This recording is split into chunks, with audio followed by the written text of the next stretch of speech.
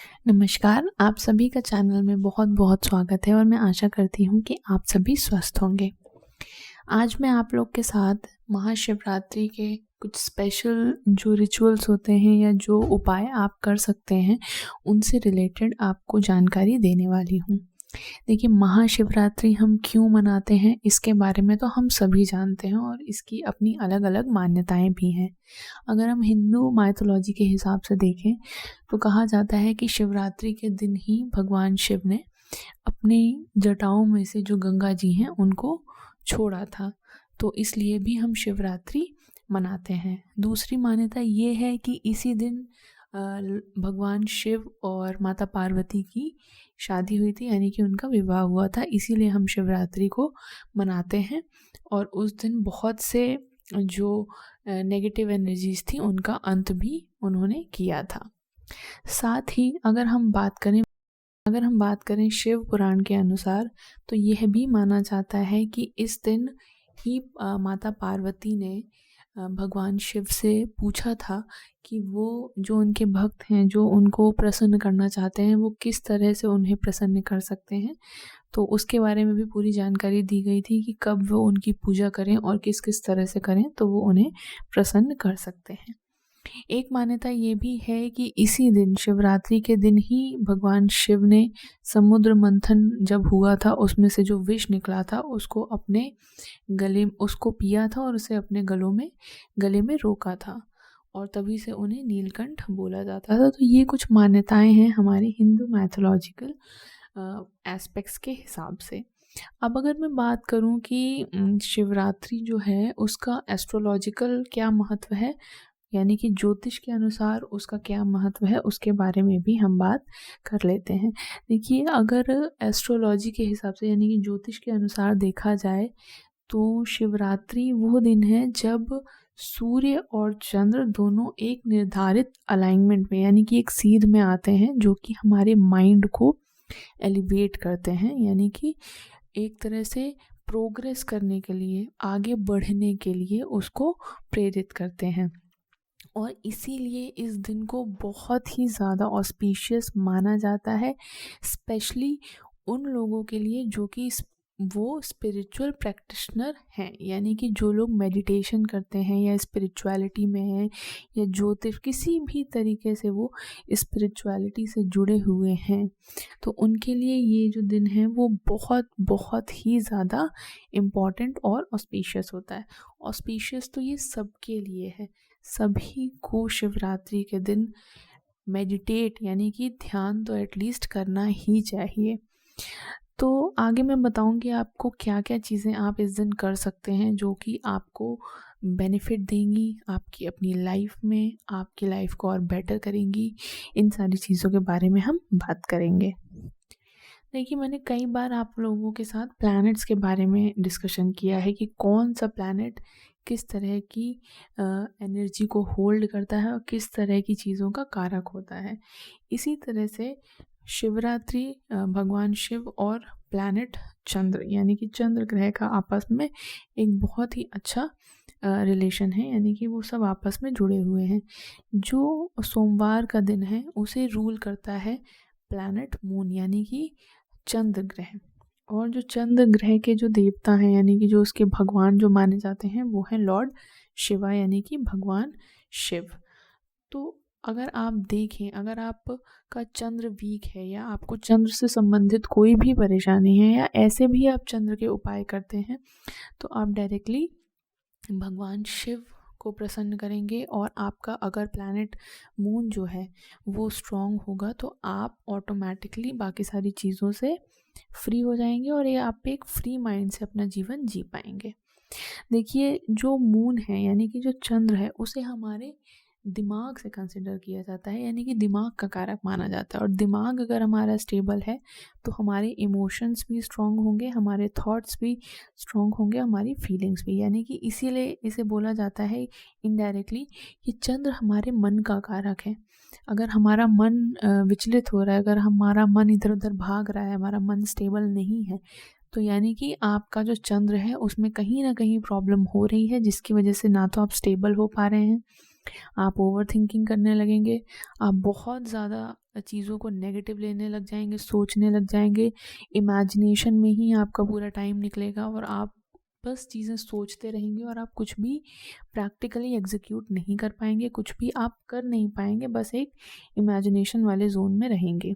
हाँ, ऐसा भी होता है कि जिनका चंद्र अच्छा होता है ऐसे लोग बहुत क्रिएटिव होते हैं और उनका माइंड भी काफ़ी शार्प होता है और बहुत आर्टिस्टिक होते हैं ऐसे लोग, है ना। तो ये भी मून की ही क्वालिटी है।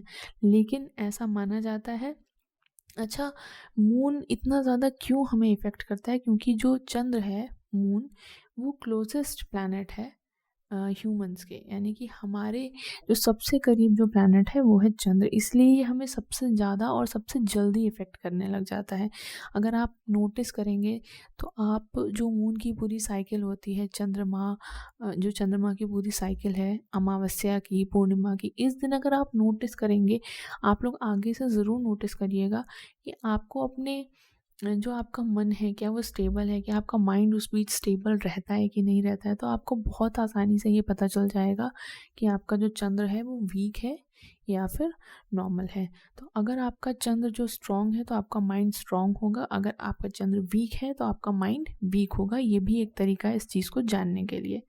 तो आप क्या उपाय कर सकते हैं, स्पेशली आप शिवरात्रि पे क्या क्या चीज़ें करें जिससे आपको जो आपका चंद्र है वो थोड़ा बेहतर होना शुरू हो जाए।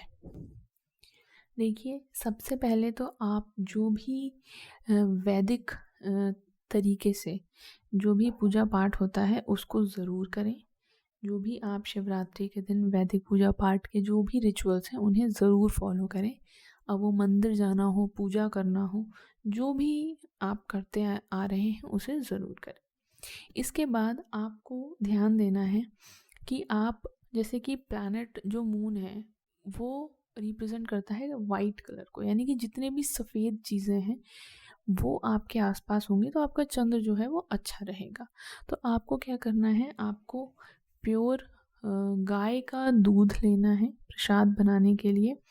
आप प्योर दूध लें, उसको खुद से, देखिए कोई भी चीज़ आप मार्केट से लाके प्रसाद चढ़ा सकते हैं, कुछ भी कर सकते हैं, आजकल सारी चीज़ें अवेलेबल हैं। लेकिन आप एक बात का ध्यान दीजिएगा, कोई चीज़ जो आप खुद से कर रहे हैं उसमें जो आपका भाव, आपकी श्रद्धा और आपका जो डेडिकेशन आएगा, जो आप खुद से आप उस चीज़ से अटैच हो जाएंगे, उसका प्रभाव कितना ज़्यादा पड़ता है ये आप खुद ही अंदाज़ा लगा सकते हैं। तो बेहतर होगा कि आप जो प्रसाद भगवान शिव पर चढ़ाएं वो आप खुद से बनाएं और अच्छे प्योर दूध से बनाएं, गाय के दूध से बनाएं। उसको आप अच्छे से उसमें चीनी मिक्स करके या मिश्री मिक्स करके उसे मीठा करके भगवान शिव पर अर्पण करें। आपको उसे थोड़ी क्वांटिटी में वहाँ पे रखना है और उस प्रसाद को जहाँ पे भी मंदिर है या आप अपने घर में जहाँ पर भी उसे अर्पण करें, उसके बाद बाकी सभी लोगों में ज़रूर बांट दें। आप हवन कर सकते हैं, आप चंद्र ग्रह के लिए हवन कर सकते हैं या फिर शिवरात्रि पर आप स्पेशल हवन कर सकते हैं भगवान शिव के लिए। जो लोग खुद से हवन करने में समर्थ नहीं हैं वो संस्था में संपर्क कर सकते हैं। जैसा कि मैंने पहले भी बताया था कि संस्था में हवन क्षेत्र का निर्माण ऑलरेडी हो चुका है और वहाँ पे हवन भी शुरू हो चुके हैं और वहाँ पे कई तरह के हवन होते रहते हैं। तो अगर कोई चाहता है कि वो शिवरात्रि का हवन अगर खुद से करने में संभव नहीं है, उसके लिए उसके पास जगह नहीं है या फिर चीज़ें अवेलेबल नहीं है या फिर ऐसी जगह है जहाँ पे वो नहीं कर सकते हैं, तो वो संस्था से संपर्क कर सकते हैं, वहाँ पे भी वो अपना हवन करवा सकते हैं। नेक्स्ट, आपको सफ़ेद वस्तुओं का दान करना है, जैसे कि सफ़ेद कपड़े हो गए या फिर चावल हो गए, चीनी हो गई, किसी भी वाइट जो चीज़ें हैं आप उनका दान करें ज़रूरतमंद को, तो ये आपके लिए बहुत ज़्यादा लाभकारी रहेगा। इसी तरह से अगर जैसे मैंने आपको बताया कि चंद्र का संबंध है सफ़ेद चीज़ों से, तभी मैंने आपको जो प्रसाद के लिए बोला कि आप उसे दूध से बनाएं, है ना। तो आप जितनी भी जो गाय होती हैं आप उनकी सेवा कर सकते हैं शिवरात्रि पर। वैसे तो आपको हर मंडे करनी चाहिए, लेकिन स्पेशल जो है वो शिवरात्रि है यहाँ पर, तो आप शिवरात्रि पे गायों की सेवा करें, उनके लिए कुछ दान करें। आप गौशाला वगैरह में भी दान कर सकते हैं। संस्था में गौशाला का भी निर्माण हो चुका है, हो रहा है, अभी पूरा नहीं हो पाया है, लेकिन अगर आप चाहें तो आप वहाँ पे भी अपना जो सहयोग है वो दे सकते हैं। इस तरह से आप एक शुभ कार्य का पार्ट बन सकते हैं और आपका सहयोग है वो आपको हमेशा के लिए आपकी हेल्प करता रहेगा। जब आप नहाने जाते हैं, यानी कि प्रत्येक सोमवार को आप जब नहाने जाएं तो आप अपने नहाने के पानी में कुछ औषधि मिक्स कर सकते हैं, जैसे कि सफ़ेद चंदन, या तो आप दही भी थोड़ा सा मिक्स कर सकते हैं। इससे भी जो आपके चंद्र के दोष हैं या चंद्र अगर आपका वीक है तो उसको ठीक होने में, स्ट्रॉन्ग होने में आपको सहायता मिलेगी और ये बहुत ही ज़्यादा हेल्पफुल और इफ़ेक्टिव होते हैं। ये सब रेमेडीज़ आपको लगता होगा कि इससे क्या होगा क्या नहीं होगा, पर आप इसे करके देखें, 1 महीने आपको रिज़ल्ट्स ज़रूर से ज़रूर मिलेंगे। इसके बाद जिनका चंद्र कमज़ोर है वो लोग पूर्णिमा के दिन, जैसे हम सूर्य को अर्घ देते हैं सुबह सुबह, इसी तरह से हमें पूर्णिमा वाले दिन चंद्र को अर्घ देना चाहिए। इसके अलावा जो लोग बड़े बड़े महंगे रत्न नहीं पहन सकते, वो लोग खिरनी की जो जड़ होती है उसको अपने शरीर पर धारण कर सकते हैं, गले में सफ़ेद धागे के साथ। ये भी बहुत ही ज़्यादा हेल्पफुल होता है, बहुत ज़्यादा कारगर देखा गया है इसे।